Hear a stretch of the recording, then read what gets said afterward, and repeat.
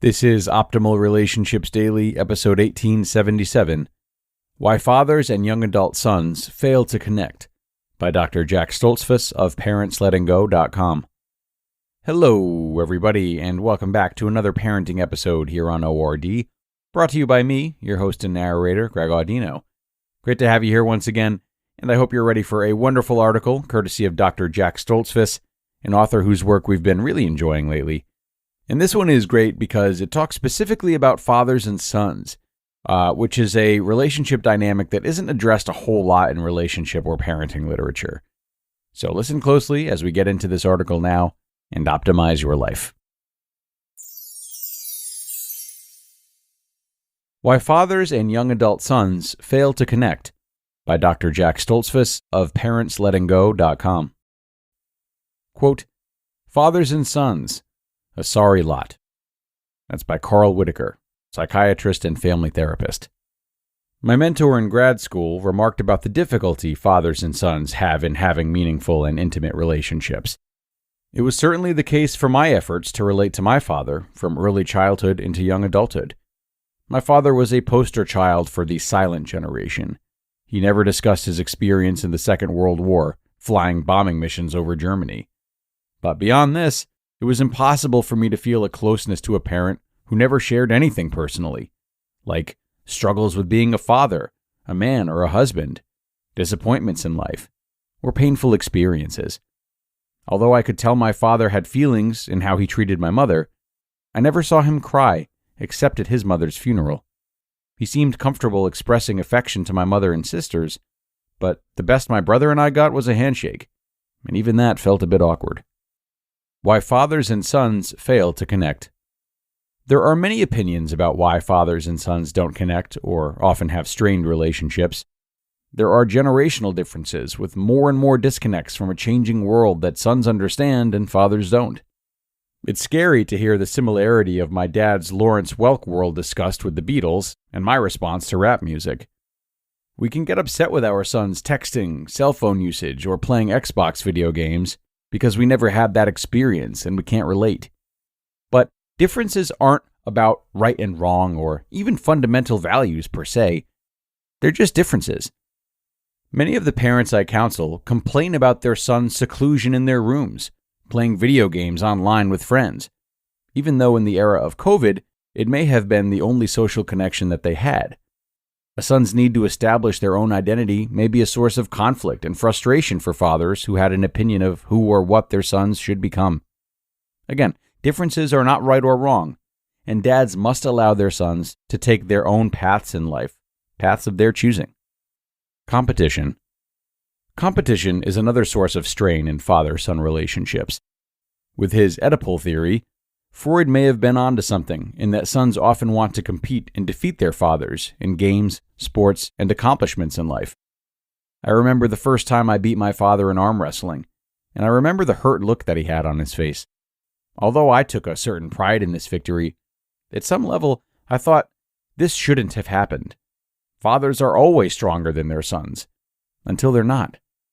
As difficult as it is for sons, whether it's arm wrestling, choosing a career, or indicting the father on past shortcomings, they must stand up to fathers, and fathers must be willing to absorb this and not be defensive.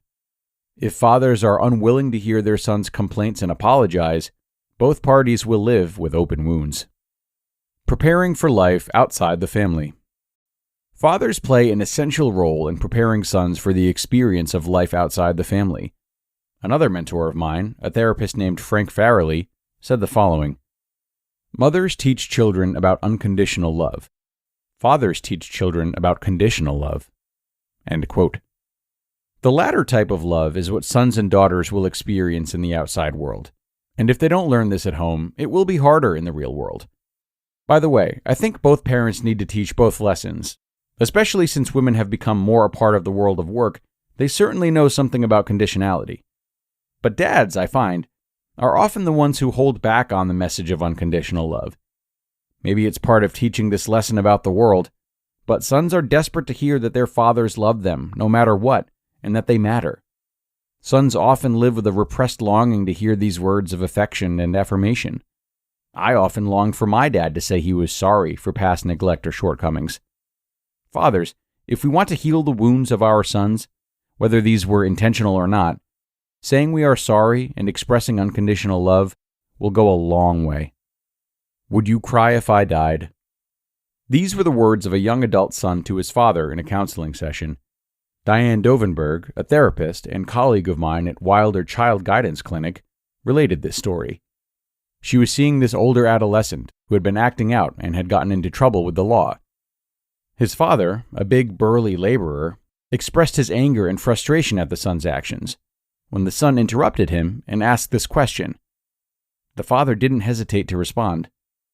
There are not enough buckets in the world to hold the tears I would cry if something happened to you.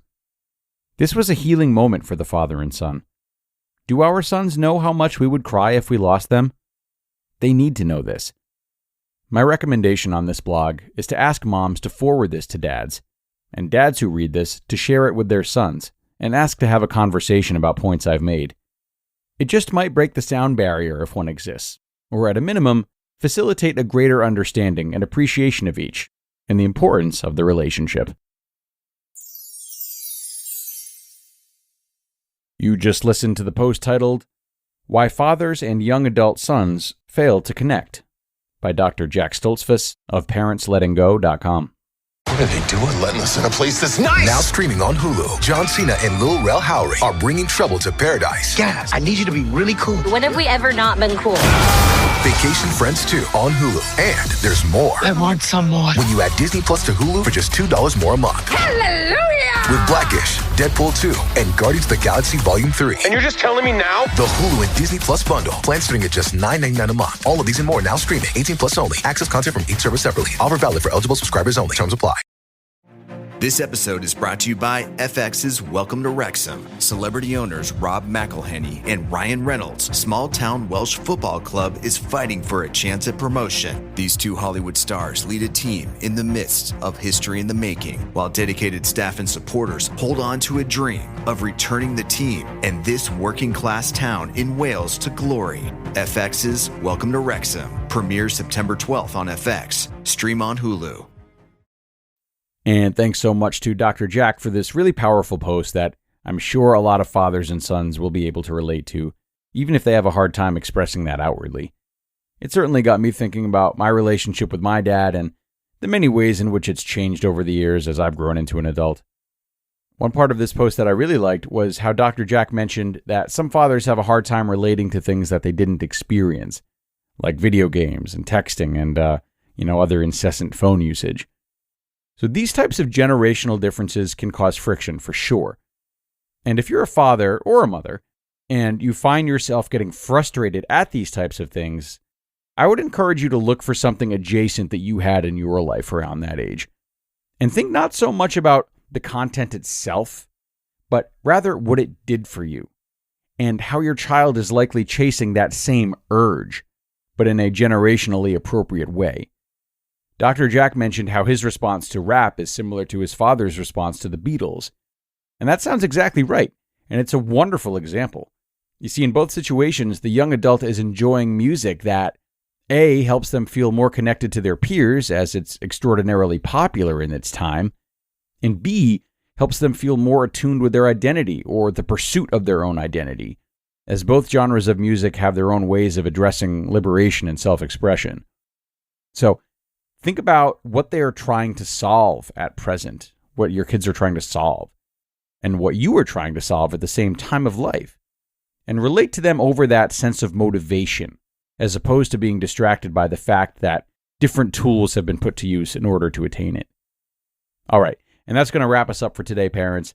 As always, I thank you so much for tuning in, making another episode possible, and doing right by your children today. Take care, have a great day, and be sure to come back tomorrow for another parenting post, where your optimal life awaits.